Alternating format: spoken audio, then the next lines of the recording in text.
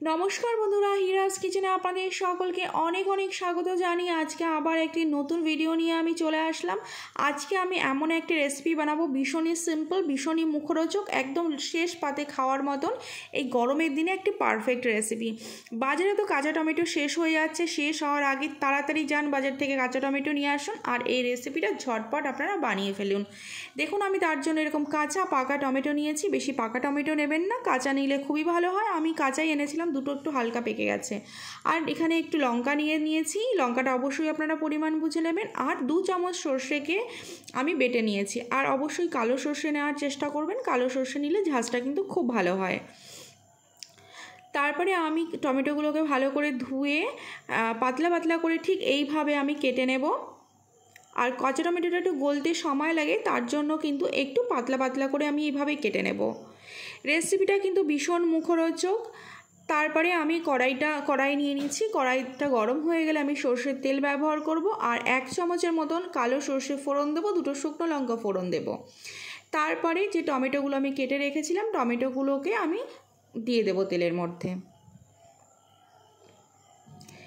রেসিপিটা কিন্তু কোনো মশলার ব্যবহারই হবে না, সামান্য একটু শুধু 2 চামচ সর্ষে বাটা আমি ব্যবহার করেছি আর কাঁচা লঙ্কা, আর কোনো মশলার ব্যবহার হবে না, কিন্তু ভীষণই ভালো লাগে এই গরমের দিনে বিশেষ করে এটাকে খেতে। তারপরে একটু নাড়াচাড়া করে আমি নুন আর পরিমাণ মতন হলুদ দিয়ে দিলাম। দিয়েও আমি আবার নুন হলুদটাকে দিয়ে ভালো করে মিশিয়ে নেব। রান্নাটা সিম্পল, একটু সময় লাগে রান্না হতে। এটা কাঁচা টমেটোগুলো গলতে তো একটু সময় লাগে, যার জন্য কিন্তু একটু পাতলা পাতলা করে কাটবেন। তারপর আমি এখানে 1 কাপের মতন জল ব্যবহার করে দিলাম। জলটা ব্যবহার করে আমি এখন ঢাকনা দিয়ে এটাকে ঢেকে রেখে দেবো একটু সিদ্ধ হওয়ার জন্য। আমি 5 মিনিট পরে ফিরে এসেছি।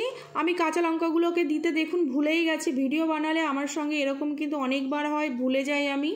আমার মতো এরকম কার হয় যে এরকম রান্না করতে করতে ভুলে যান জিনিসপত্র দিতে।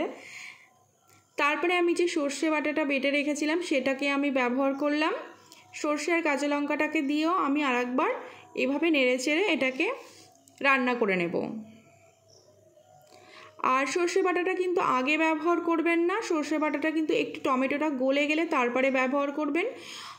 লবণটা একটু কম মনে হচ্ছিল, এর জন্য আরেকটুখানি আমি লবণ দিলাম। সর্ষে বাটাটা অনেক সময় বেশিক্ষণ জাল করলে সর্ষেটা তিতো হয়ে যাওয়ার সম্ভাবনা থাকে, তো তার জন্য আমি সর্ষে বাটাটা একটু পরেই ব্যবহার করি। এইভাবে ধিমি আছে কিন্তু নাড়াচাড়া করে টমেটোটাকে এইভাবে রান্না করে নিতে হবে, একদম শুকনো শুকনো এটা হবে। গ্যাসের ফ্লেমটা অবশ্যই লো রাখবেন, নইলে নিচে কিন্তু ধরে যেতে পারে। আমি আবারও বলছি, এই রেসিপিটা ভীষণই মুখরোচক, যারা কিন্তু টক খেতে ভালোবাসেন তাদের ভীষণ পছন্দ হবে।